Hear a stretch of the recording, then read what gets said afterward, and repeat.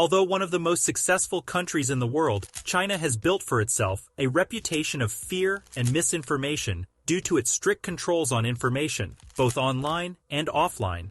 This is because the government closely monitors and censors the media, social media, and other forms of communication to ensure that only approved content is distributed. This level of information control has far-reaching implications for both domestic and international audiences and has been the subject of much controversy and debate. However, it seems that the country's ruler is not okay with just controlling all the information around China and has now set his eyes on the rest of the world as China seems to be taking steps to spread their control. In today's episode, we'll be looking at China's insane plan to control the global information network. Is this even possible? Can they be stopped? And most importantly, how do they plan to do it? Although not noticed by many, over the past decade, China has been flexing its muscles when it comes to controlling information, not just within its borders, but across the globe.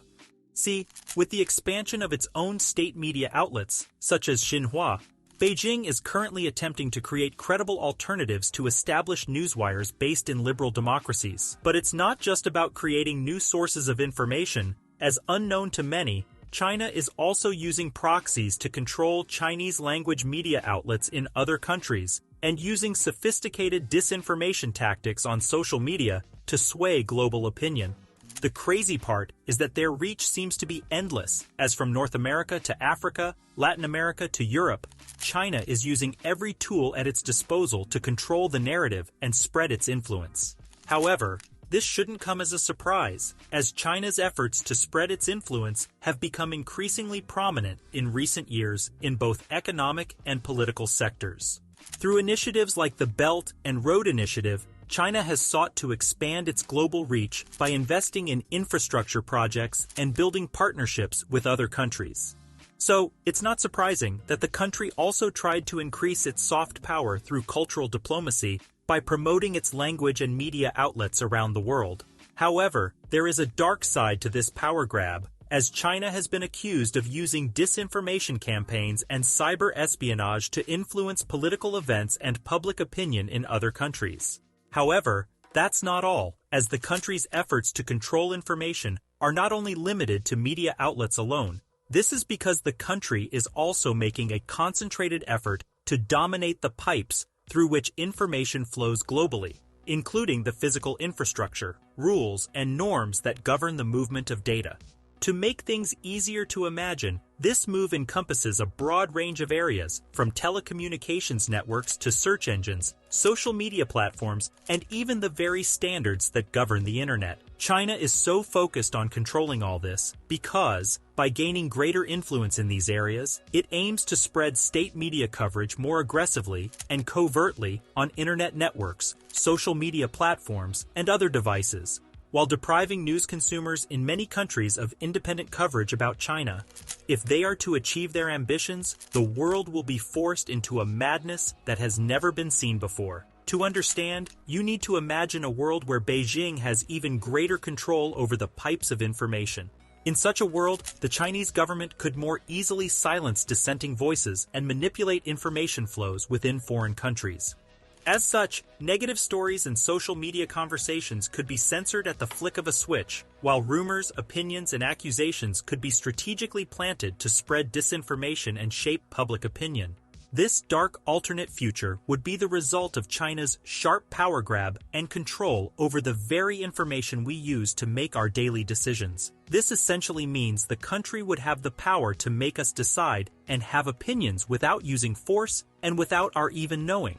As such, if left unchecked, China could export its vision of a closed and controlled internet and pave the way for a dystopian future where technology is used to enable authoritarianism. Perhaps the scariest part of this information control tactic is the fact that China's state-owned companies are not just trying to control the virtual pipes of global information flows, but they are also laying down many of the new physical pipes in the developing world. For instance, China Telecom, which is controlled by the Chinese government, has deployed the third largest mobile phone network in the Philippines. And as expected, this move has raised concerns from security experts and some lawmakers who worry about China dominating a portion of the country's mobile infrastructure. However, this strategy of partnering with local tycoons has proved successful for Chinese firms in many countries, as they are often able to secure contracts to build mobile and fixed internet infrastructure, sometimes without any transparent bidding processes. With China continuing to expand its influence in this way, it raises questions about the potential risks and implications for countries that are becoming increasingly dependent on Chinese technology and infrastructure. Sadly, China's dominance in building physical infrastructure for information transmission is most evident in Africa, where Beijing has become the undisputed leader of information. This is because China Telecom and ZTE, which are owned by the Chinese government, are building new mobile and fiber optic networks across the continent, and Huawei, a private Chinese company with ties to the People's Liberation Army, is in close competition with them.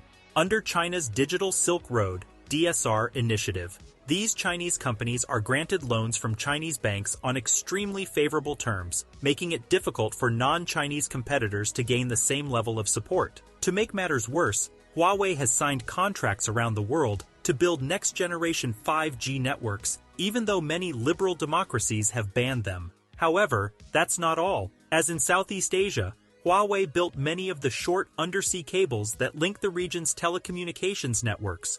While in Central Southeast Asia, Huawei also built many of the short undersea cables that connect the region's telecommunications networks.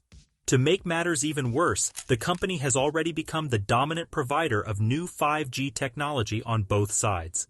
Huawei has even managed to secure contracts to build telecommunications infrastructure in some democratic countries, despite concerns about being reliant on Chinese firms.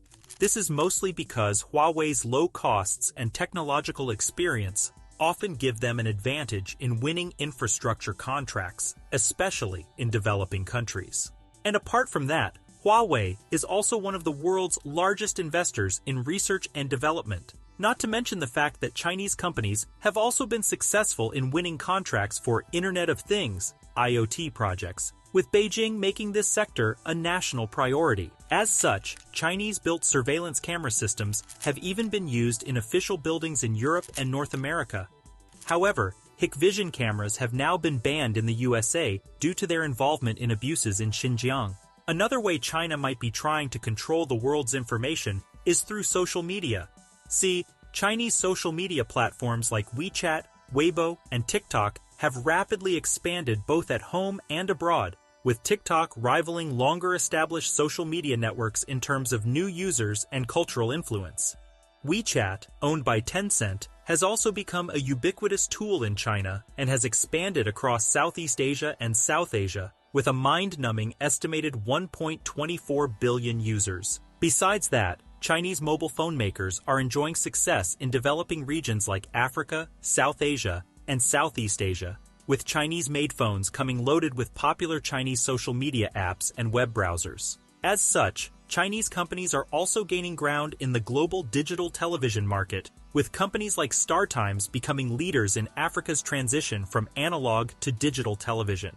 This current power grab and aim to control the world's information stands as such a significant threat, as it by itself shows the lengths to which the country aims to spread its influence and how tactical and ambitious it is to do so. Many fear that if they are successful, the world will be plagued with a different kind of problem, the likes of which have never been seen before. This is because if China were to win and control the world's information, it would have significant implications for global power dynamics, freedom of speech and expression, and human rights. This is mainly because China's approach to information control is often characterized by censorship, propaganda, and surveillance, which could limit access to objective information and stifle dissenting voices. But what do you think? Is China really trying to control the world? Or is this all a coincidence and the world is not heading into a Chinese-ruled dystopian future? Let us know in the comment section below, and if you liked the video, don't forget to like and subscribe. And while you're here, why not watch this video on how Xi Jinping is using Putin to get what he wants? Until next time, bye.